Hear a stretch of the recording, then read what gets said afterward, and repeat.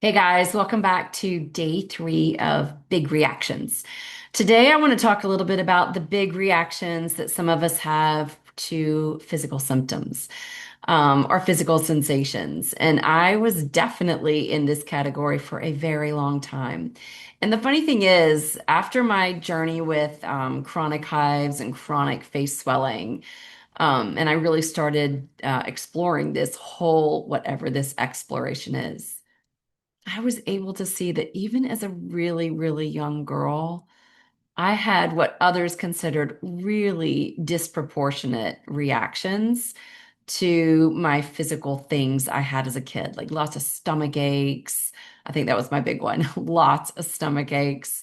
Um, and when I would feel, I could remember like being little and having just the start of a stomach ache and then just a flood of panic. I didn't even know what the flood of panic was. I just remember being little and the teeniest twinge of a stomach ache would send my nervous system, that survival system, just like whoosh, like fireworks. And then I have this one memory that I have such a fond love for that little version of myself now. But I remember being maybe like 9 or 10 years old, and I was at Camp Kanata, this summer camp my parents sent me to every summer. And we always had to hold hands and sing this blessing before we would eat in the big mess hall. And I remembered like holding hands and we're all singing the blessing. So people's eyes are all closed, but I could feel something like in my hair. And I didn't want to like break the chain or stop closing my eyes. So I just kept my eyes closed like a good little girl does because I was a good little girl that followed all the rules. And I just pulled my hand away for a minute to feel like what was in my hair. And it was a little bit like hard. No big deal, right? It turned out, spoiler alert, it was some pine straw because I had walked through something with pine straw and some pine straw had gotten in my hair. But I remember so vividly having my eyes closed and touching that what was a piece of pine straw, but I didn't know. And my nervous system, that survival system, absolutely going like through the roof, like to the moon, heart racing, trembling until finally the blessing was over and I could open my eyes and I could see it was a piece of pine straw. It was no big deal.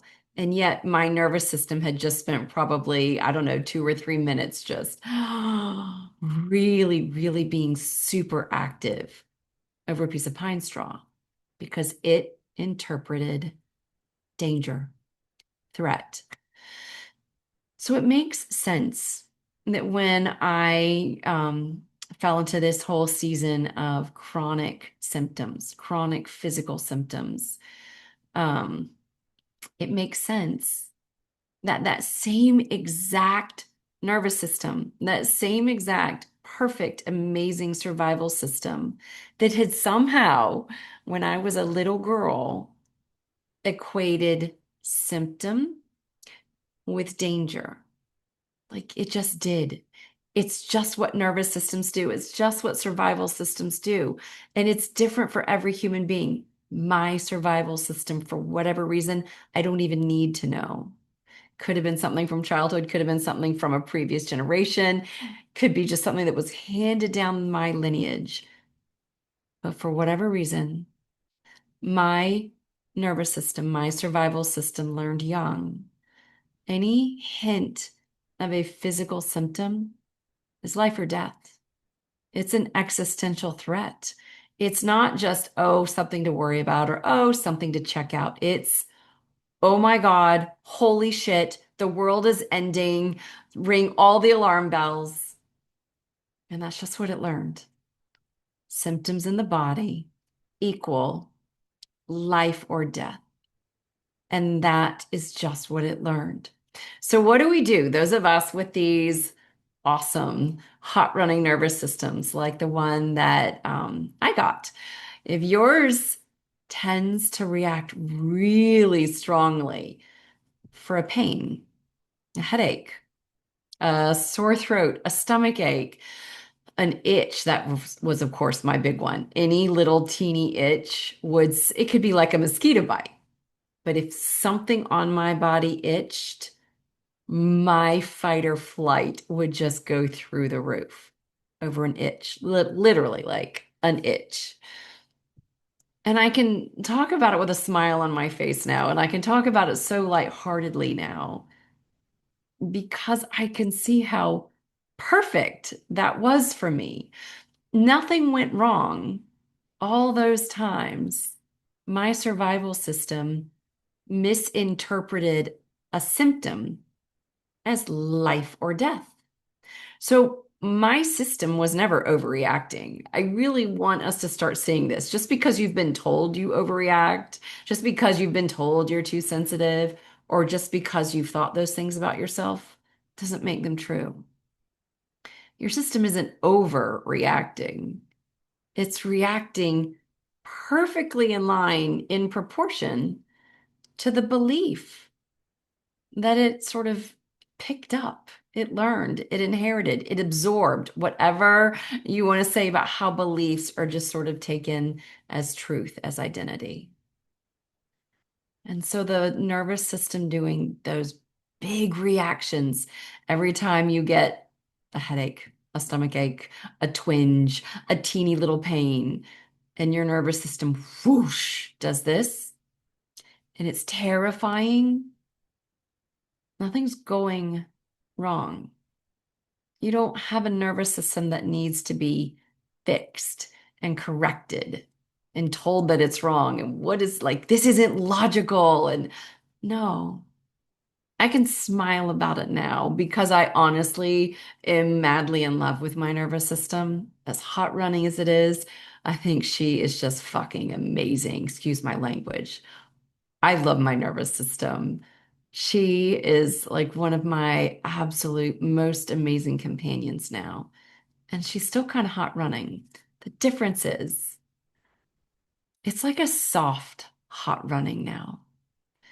Because what I was able to see during those years with my chronic hives, my chronic swelling, and all those waves of terror that I used to call gun to the head terror,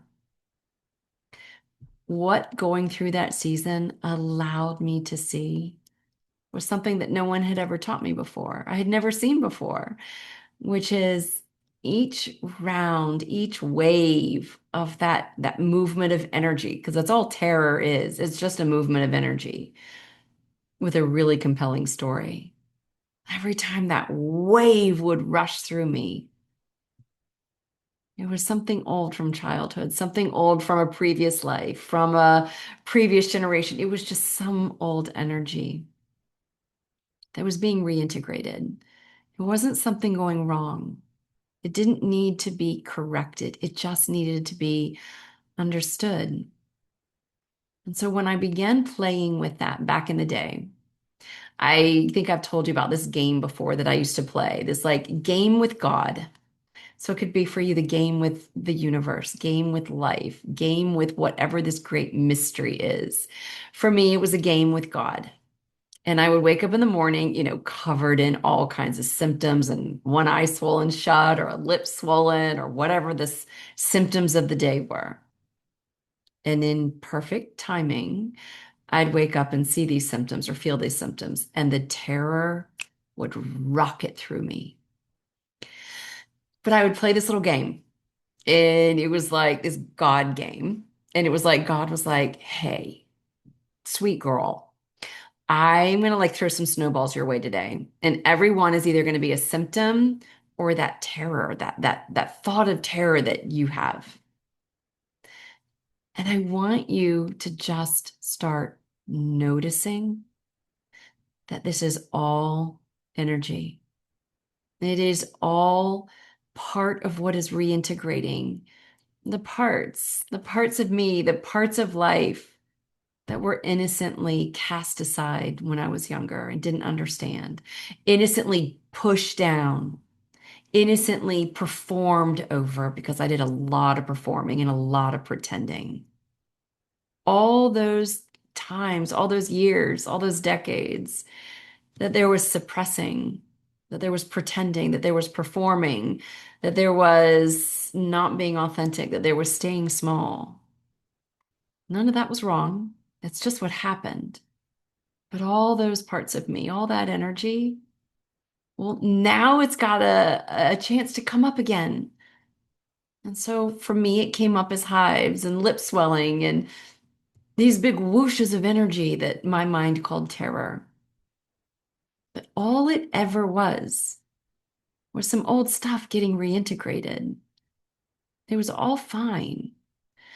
So when I started seeing this and playing with it and playing this God game with God going, hey, sweet one, sorry, but not sorry. We're going to practice this again today. I want you to see something bigger, something wiser, something kinder, not only about the symptoms, but about this energy you're calling terror, this energy you're calling gun to the head terror, these big waves of nervous system things going on in your body.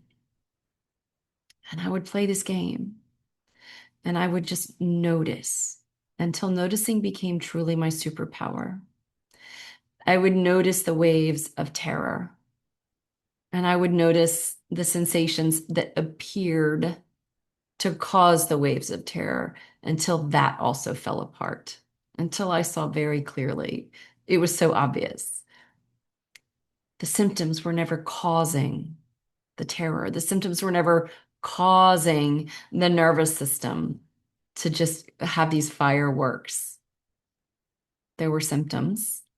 There was energy appearing as symptoms, life appearing as symptoms, and energy, life appearing as these wild and crazy and amazing fireworks of nervous system responses.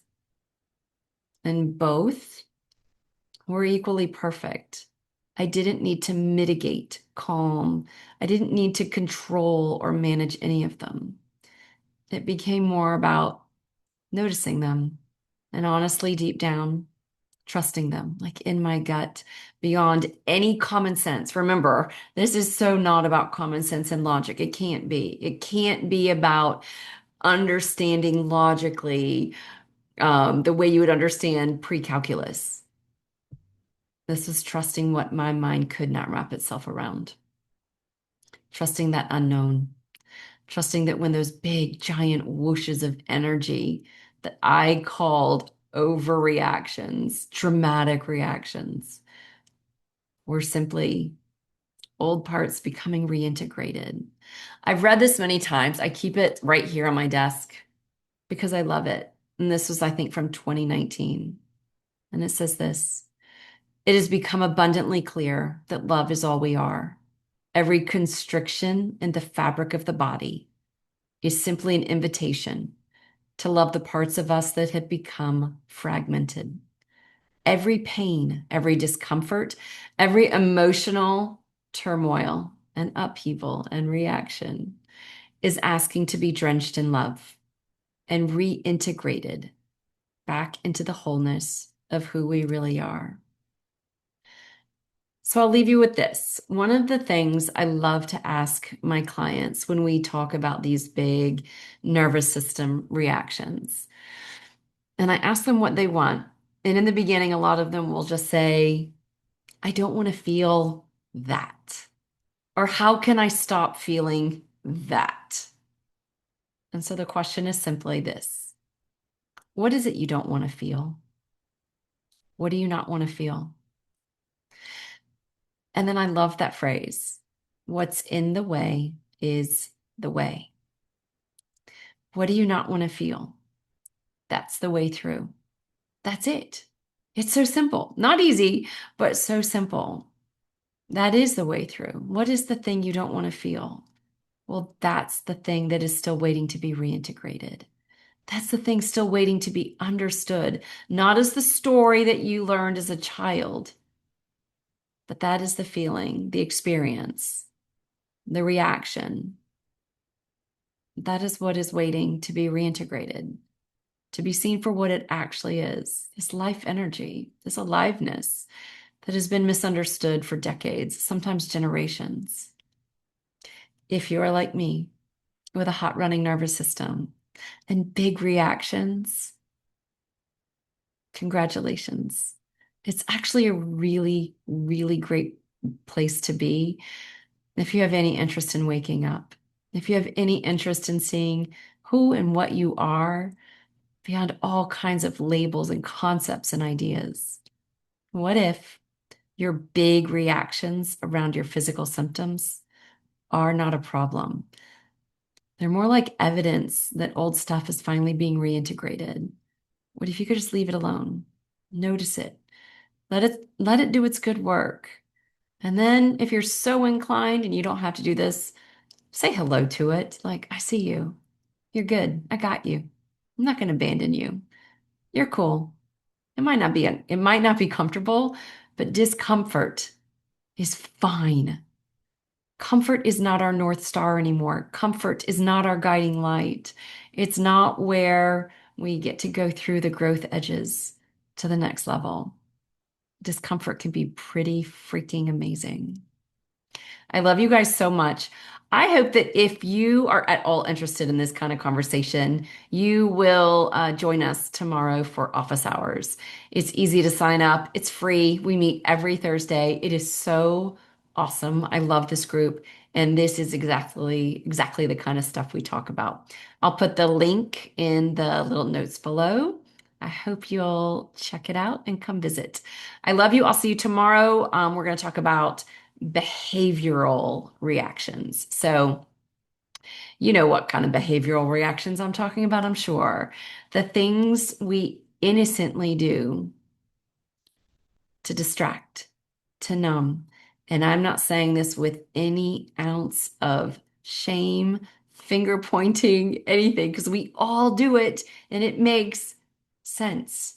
So let's look at those behaviors, those big behavior reactions in a very new light through a very different lens tomorrow. I'll see you tomorrow for day 4. Love you guys. Bye.